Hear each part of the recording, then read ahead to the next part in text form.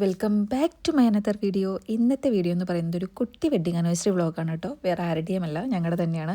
May 22 കേട്ടോ ഞങ്ങളുടെ wedding anniversary. So രാത്രി 12 മണിക്ക് തന്നെ ഹസ്ബൻഡിനെ വിഷ് ചെയ്യണമെന്നൊക്കെ വിചാരിച്ചിട്ടാണ് ഇരുന്നത്. പക്ഷേ ഞാനൊന്ന് ഉറങ്ങിപ്പോയി. സോ ആളാണ് എന്നെ വിളിച്ച് വിഷ് ചെയ്ത് ഒരു റോസിൻ്റെ ബൊക്കെയൊക്കെ തന്നു കേട്ടോ. അടിപൊളി ബൊക്കെയായിരുന്നു. ആൻഡ് എല്ലാ തവണത്തെയും പോലെ ഒരു ഗിഫ്റ്റും ഉണ്ടായിരുന്നു കേട്ടോ. പക്ഷേ ഇത്തവണത്തെ ഗിഫ്റ്റ് എൻ്റെ മനസ്സിൽ പോലും ചിന്തിക്കാത്തൊരു ഗിഫ്റ്റായിരുന്നു. ഹെയർ സ്റ്റൈൽ ചെയ്യേണ്ട ആക്സസറീസ് ആയിരുന്നു കേട്ടോ. നമ്മുടെ കേളറും കാര്യങ്ങളൊക്കെ ആയിരുന്നു. എനിക്ക് ഹെയറിൻ്റെ ABCD അറിയില്ല എന്ന് ആൾക്കറിയാം. അതുകൊണ്ട് അത് പഠിക്കാൻ വേണ്ടിയിട്ടും കൂടി ആവണം ഇത് വാങ്ങിച്ചത്. പക്ഷേ ഇതൊക്കെ എങ്ങനെ തപ്പി പിടിച്ചു എന്നുള്ളത് എനിക്കറിയില്ല. ഇതിനെക്കുറിച്ചൊക്കെ അറിയാമായിരുന്നോ എന്നും എനിക്കറിയില്ല.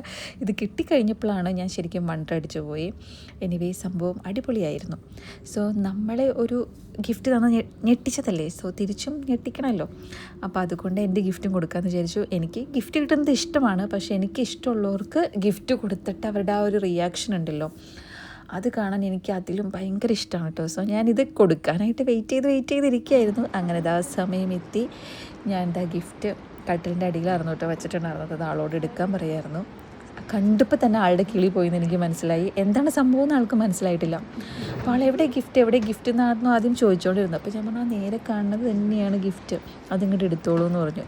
നല്ല വെയിറ്റ് ഉണ്ടായിരുന്നു കേട്ടോ, വലിച്ചിട്ട് പോരുന്നുണ്ടായിരുന്നില്ല. അത്യാവശ്യം നല്ല വെയിറ്റുള്ളൊരു ഐറ്റമായിരുന്നു. എന്താണെന്ന് എന്നോട് ചോദിച്ചുകൊണ്ടിരിക്കുകയാണ്. അങ്ങനെ നമ്മൾ ഇതാ എൻ്റെ ഗിഫ്റ്റ് കൈമാറുന്നതാണ് കേട്ടോ നിങ്ങൾ കാണുന്നത്.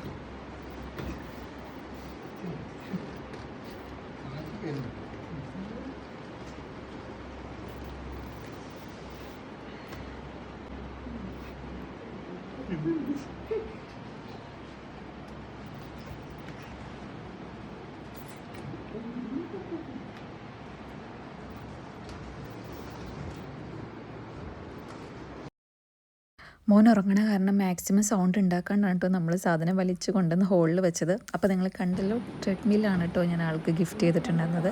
ഇത് ആൾക്ക് മാത്രമല്ല എനിക്കും യൂസ് ചെയ്യാം, വീട്ടിലെല്ലാവർക്കും യൂസ് ചെയ്യാം കേട്ടോ. അപ്പോൾ എങ്ങനെയുണ്ട്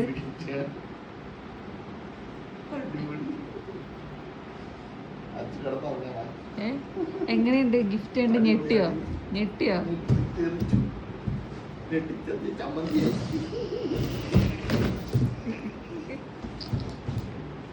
ഇങ്ങനെ ഉണ്ടാവുമ്പോ 3 മാസം കൊണ്ട് ഇതാവണ്ടേ, വെയിറ്റ് പറയണ്ടേ.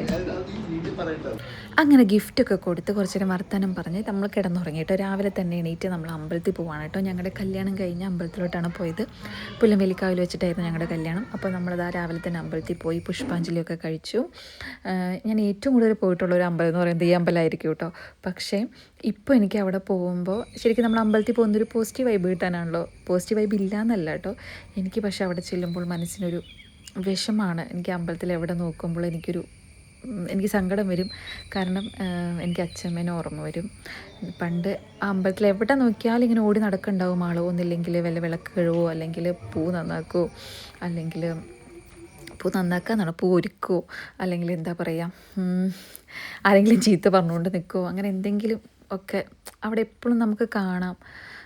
പക്ഷേ ഇപ്പോൾ ആൾ പോയിട്ട് നമ്മളവിടെ ചെന്ന് കഴിയുമ്പോൾ എനിക്ക് ആളുടെ ഒരു മിസ്സിങ് ഭയങ്കരമായിട്ട് എനിക്ക് തോന്നും. ഓക്കെ, അതൊക്കെ വിടട്ടെ. നമ്മളിത് വെഡ്ഡിങ് ആനിവേഴ്സറി വ്ളോഗാണല്ലോ. അങ്ങനെ ഞങ്ങൾ അവിടെ നിന്ന് നേരെ പോകുന്നത് എൻ്റെ ഹസ്ബൻഡിൻ്റെ ഏറ്റവും ഫേവറേറ്റ് അമ്പലമായിട്ടുള്ള തോട്ടുവ ശ്രീ ധന്വന്തിരി ക്ഷേത്രത്തിലോട്ടാണ് കേട്ടോ. ആൾ പറഞ്ഞു നമുക്ക് അവിടെയും കൂടി പോയിന്ന് തൊഴുകാമെന്ന്. കല്യാണം കഴിഞ്ഞിട്ട് ആളൊരു തവണ അവിടെ ചെന്ന് തൊഴുത് കഴിഞ്ഞിട്ട് അവിടുത്തെ കൃഷ്ണനെ ഭയങ്കരമായിട്ട് അങ്ങ് ഇഷ്ടമായി.